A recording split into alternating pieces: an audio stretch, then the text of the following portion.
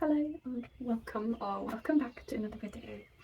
Today I wanted to talk about some books that have helped me in the past to get out of reading slumps and just to get me back into reading, I guess, or just to get me reading more quickly. And I thought that, yeah, that might be of interest to maybe one or two of you who might also be looking for some books to, get you back into reading, or just some recommendations for a fast-paced and quick read, I guess. And I've got four categories and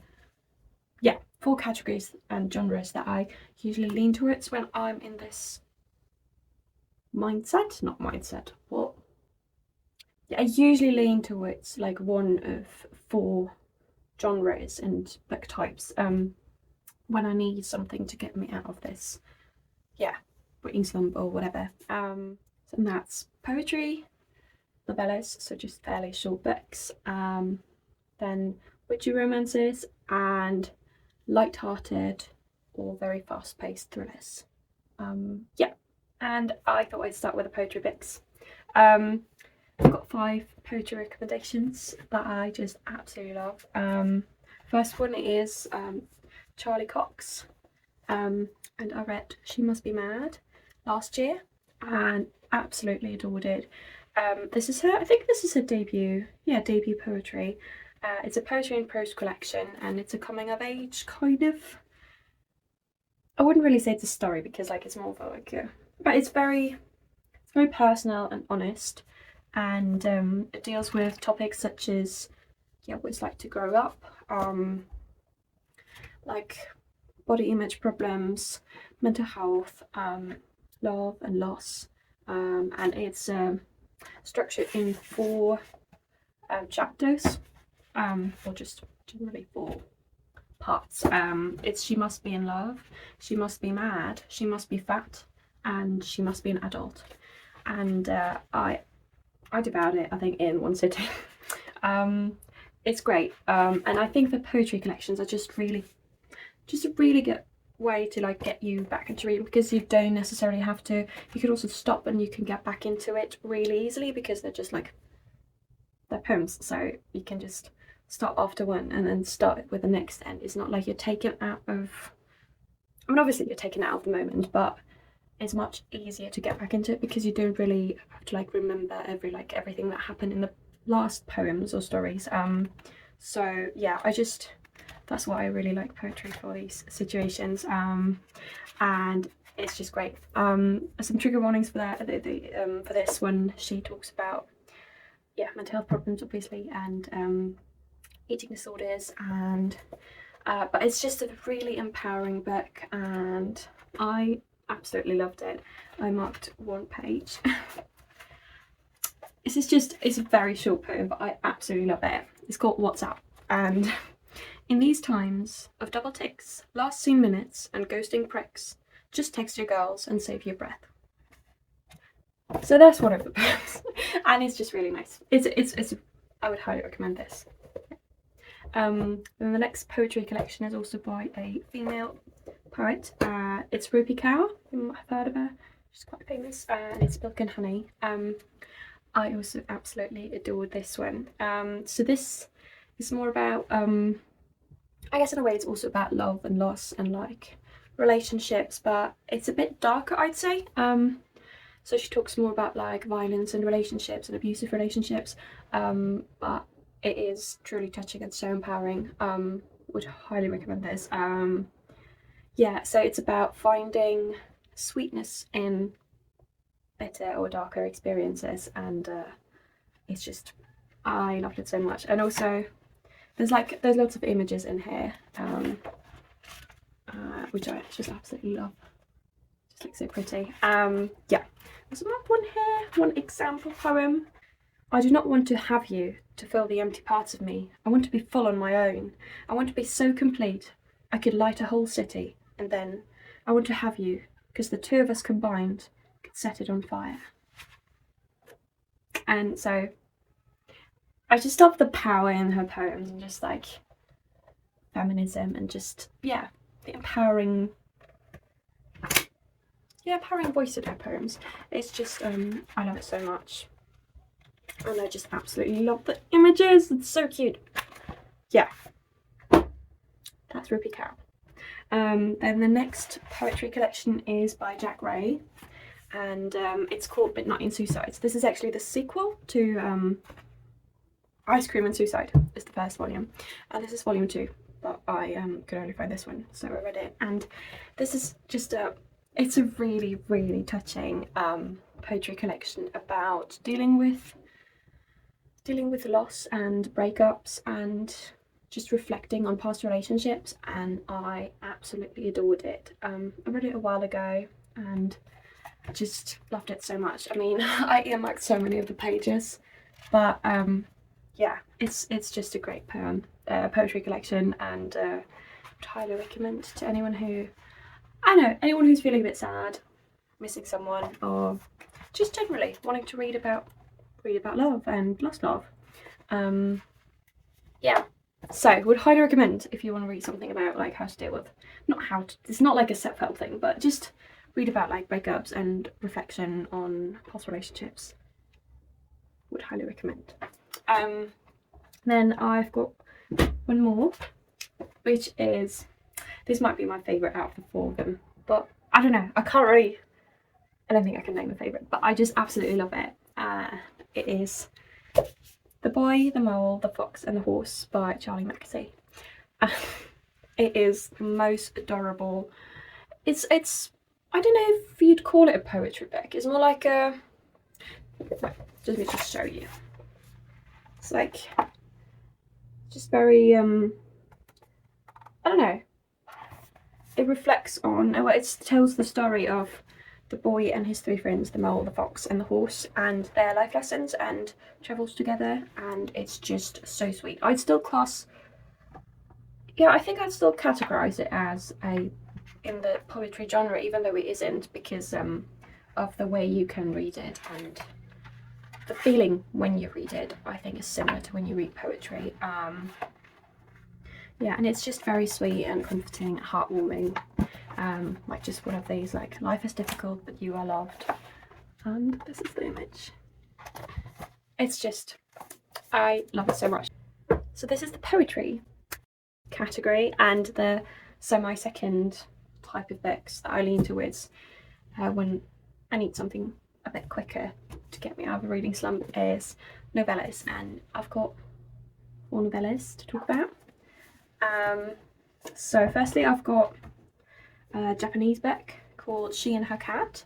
You might have heard of this. Well, to be honest, the title drew me in because I love cats, but this is absolutely adorable. So this is about 3 cats and their owners, and how, well, in this book the cats like can like communicate with one another, but not with the owners. So I guess in a way it is kind of, yeah, it leans into the fantasy genre, but not really, if that makes sense. So yeah, it's about the 3 cats and their owners. Like, one of the owners is dealing with a relationship that didn't work out as planned. Another owner is dealing with the loss of her best friend, and I think the last one is struggling to come to terms with her. I don't know, she's got a very distant husband who's in, and I guess just how to deal with that. And so it's about the 3 women and their cats, and it's about how the cats want to help their owners get through the difficult times. It's just so adorable. Like, also the way that the cats are characterized in this book is just so cute, and it is adorable, and I would highly recommend. And I read it in one sitting, I think. Well, on one train journey.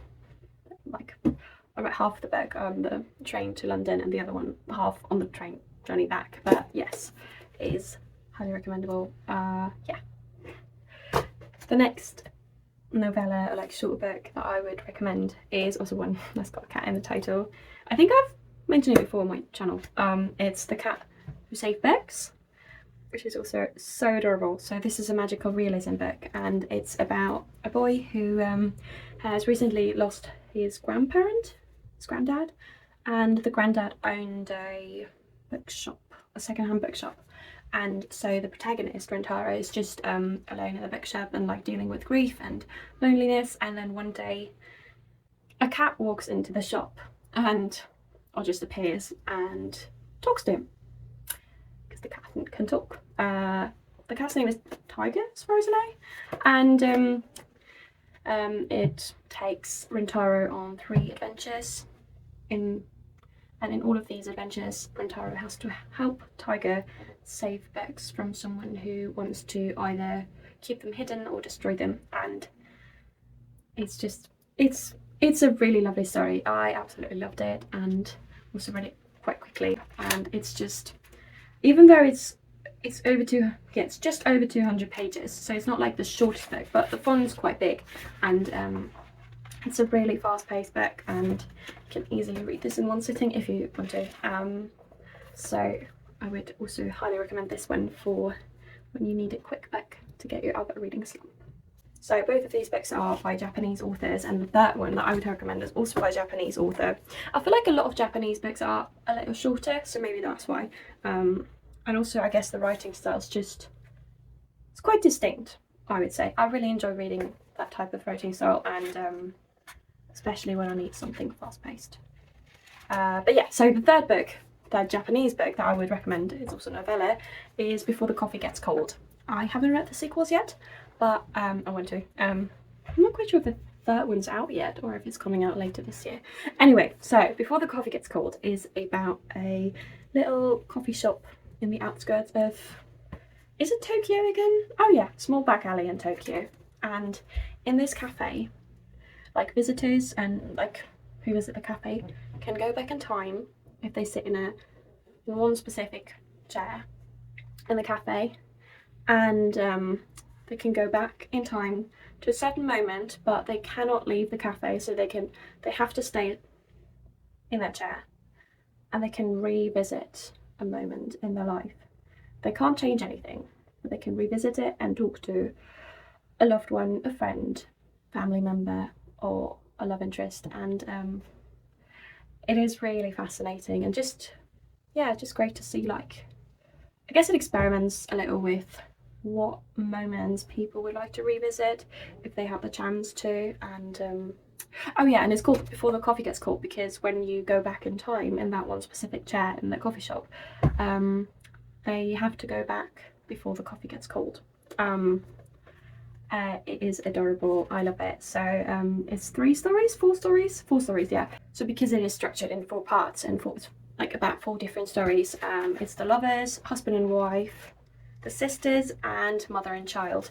And you can technically easily stop after, like, one of the stories is about like 50 to 60 pages long, and then you can just stop and read the next one in the next like reading session that you're planning, or just, so it is, I think this is why it's so great for like when you need something to get you out of a reading slump, because it's easy to get back into it if you start the next chapter. And yeah, and it is still fairly short, so I would highly recommend this one.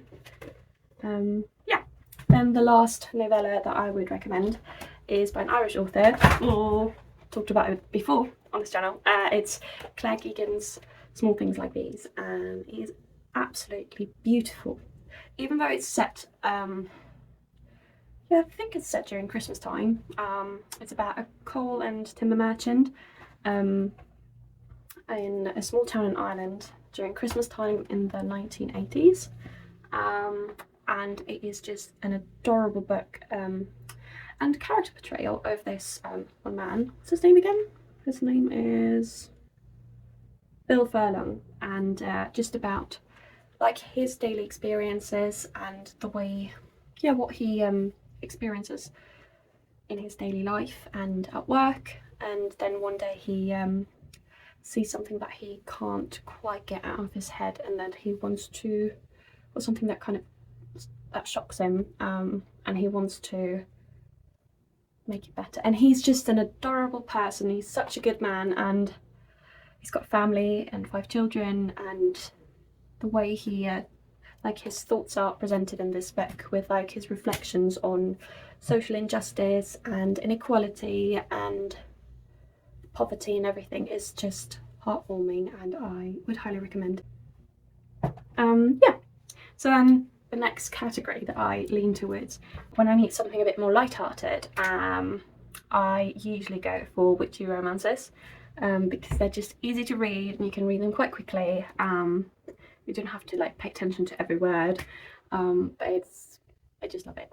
So I've got 4 witchy romances that I would recommend, and the first one is The XX by Erin Sterling, and this one is about so the main protagonist like returns to her hometown for like I think it's for Halloween. Is it for Halloween?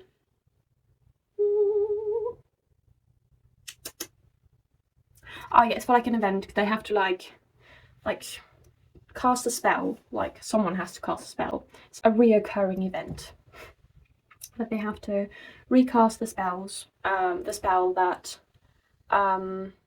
provides the magic in their town, something like that. I'm really not good at explaining this book. Anyway, so the main protagonist returns to her village for this event, and 9 years ago, like 9 years before that, she had a really bad breakup with one of the other witches in town, and cursed him back then, and because he broke her heart, and when she was drunk with her sister and accidentally cast a curse with her sister, and now that she returns to the village 9 years later and he returns too, the curse kind of gets triggered, and everything that he does, like the male protagonist Reese Penhallow,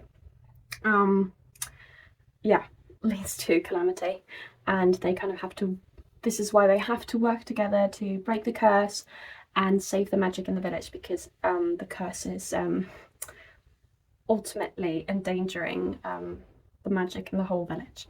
Yeah, would highly recommend if you're looking for a witchy romance. Yeah. Then the next one, I think I already mentioned this one before, but it is just so good. It's Payback's a Witch by Lena Harper, and this is a queer witchy romance about also someone who got broken up with like in the past and then returns to her hometown and has to face their past lover again. But in this book, the past lover is still kind of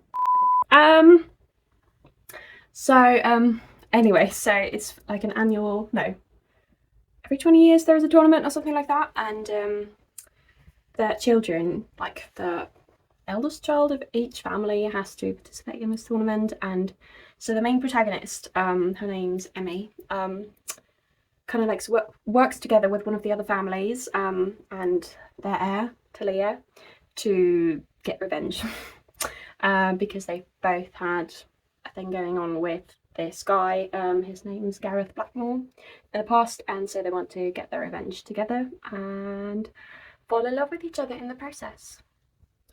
So Emmy and Talia, it's just great, lovely witchy read. The next one is called, well, this was a title purchase, it's called Hex Appeal by Kate Johnson. This is set in Essex, in a little village, and it's just very cute. So this is about, what are their names again? Yeah, this is about Essie and Josh, and Josh inherits, like, he becomes the landlord of like some houses in a little village in Essex after his dad passes away. So he's suddenly the landlord of these houses and visits the village for the first time and tries to find the house, because like one of his tenants hasn't paid rent in 300 years, so he wants to find out why and claim the rent. But the house the house in question is inhabited by witches. Like I think it's 4 or 5 female witches. They're like ages ranging from, I don't know, 50 to 300 or whatever, and they each have like different magic abilities, and it is just very cute. And so Josh tries to find out what's going on in that house, and Essie tries to protect her family from him and tries to keep everything secret, and yeah, then kind of a romance evolves. It's just very cute, yeah. And the last witchy romance book that I would recommend, that is going to help might help you get out of a reading slump is the very secret society of irregular witches. And this has been talked about so much in booktube, I think, but I absolutely adored it. So this is about Mika, and in this alternative world, witches aren't allowed to see each other regularly, because if they spend too much time with each other, it would endanger the magic in the world, and it would lead to, yeah, it wouldn't lead to good things. So they have to stay separate and apart from each other, and then they also have to like keep their magic hidden, obviously, from normal people, and so it's quite a lonely life, and Mika's struggling with that. And then one day she gets an email, is it an email or just a letter, from inviting her to a job interview because someone is looking for, well, she by the way, she is pretending to be a witch on a YouTube channel. Well, she's got a YouTube channel where she is like showing her magic, but like obviously it's supposed to be like a trick, even though it isn't. So she's portraying it as if she was like just a magician, like who pretends she's got magic powers even though she doesn't. But then she gets a letter, an invite for a job interview as a magic teacher, a teacher of magic, to 3 little girls in the middle of nowhere, who live in a house somewhere in the north. And so she goes there to find out what yeah, just what's going on there, and meets these 3 adorable little children and their parents. Well, they're not really their parents, but the people who have brought them up or are bringing them up, which is a gay couple. And then also there is a grumpy librarian in there. So she goes to this job interview, and they know that she's a witch, like a real witch, and they try and so she gets drawn into this like house and tries to help the little 3 witches just manage their magic powers. And then there's like a little romance going on with the grumpy librarian. It is adorable, and I would highly recommend. Yes. Yeah, so that's the witchy romance book category. And the last category to get you out of a reading slump, or at least that helps me getting out of a reading slump, is fast-paced thrillers or light-hearted thrillers. So the first 2 books, I've talked about these before, I'm sorry, but I just love them. So it's 5 Survive by Holly Jackson, and this is so fast-paced. So this is what I think is an incredible book for just to get you back into reading. So it's set in one night, and it's about 6 friends who want to go on a holiday in the south of America, and like they have to, well, they're taking the RV to get there because they're trying to save money, but then their RV breaks down in the middle of nowhere in the woods, and suddenly they realise that there's a sniper outside and he wants to kill one of them. And as the title suggests, only 5 survive the night, and it is incredible. Would highly recommend. So this is a YA thriller, by the way. So yeah. And then the next really fast-paced thriller is My Sister the Serial Killer by Oinken Braithwaite. Yes. And this is, I love this so much. I read it in one day. And this is just so this is about 2 sisters. The main protagonist is she's the sister of a serial killer who has a tendency to get rid of her boyfriends after a period of time. And then one day she finds out that her sister's new love interest is her colleague, so the main character's colleague, who she'd been in love with secretly for a while. And so that's when she kind of starts wanting to stop her, because she wants to save her love interest, like her colleague. And yeah, so she's trying to stop her sister from committing another murder. And I love the way this book is written. It's just, I mean, the characters aren't, this is not like a book where you're going to love all of the characters, but it's just, I love how it explores sisterhood, and yeah, just the relationship between the sisters is what really drew me in and just made me want to continue to read, and I absolutely adored it. And yeah, would highly recommend if you want something fast-paced with some murders. It's very good. I think I've got 4 more books. Yeah, 4 more thrillers. And the first is The Silent Patient by Alex Michaelides. Oh my god, I still don't know how to pronounce his name. So this is the first thriller that he wrote. I think I mentioned The Maidens in another video, but The Silent Patient was one of the first thrillers that I ever read and absolutely devoured. So this is about Alicia Berenson, who she's like a really famous painter in London, and then one day she just, no one knows why, but she kills her husband and shoots him in the head 5 times, and then gets sent to the psychiatric ward of a hospital or something, like so mental home. And after she kills her husband, she's never said a word. She's never explained why. She's never even said like one word to anyone. And so the book is kind of written from the perspective of a criminal psychiatrist, Theo, who starts working with Alicia, and he is convinced that he can get her to talk again and to find out why she killed her husband. And it's incredible. Would highly recommend. Then the next book is also not too light-hearted. I've got 2 light-hearted books at the end, but the next one is People Like Her by Ellery Lloyd. I also mentioned this before, but it's so good and you can read it so quickly, so fast-paced. So it's about an Insta-mum. So the book is written from 3 perspectives: the Insta-mum, her husband, and then a secret stalker. And it's just like over the course of the novel, it kind of like uncovers the secrets and like what their life is really like, and compared to what the Insta-mum portrays on her social media. Like on her social media, she presents herself as this super mum who can do everything, when in real life she has lots of help and doesn't do it all on her own. And then it's also about this stalker who holds a grudge against her because of something that the Insta-mum had done in the past, and it is really good. Really fast-paced, so secretive, so mysterious, and you really want to know what the stalker's after, what the stalker wants to do, and why they act the way they do. And you don't know the identity of the stalker, which is also, it's good. It's really good. Highly recommendable. Yes.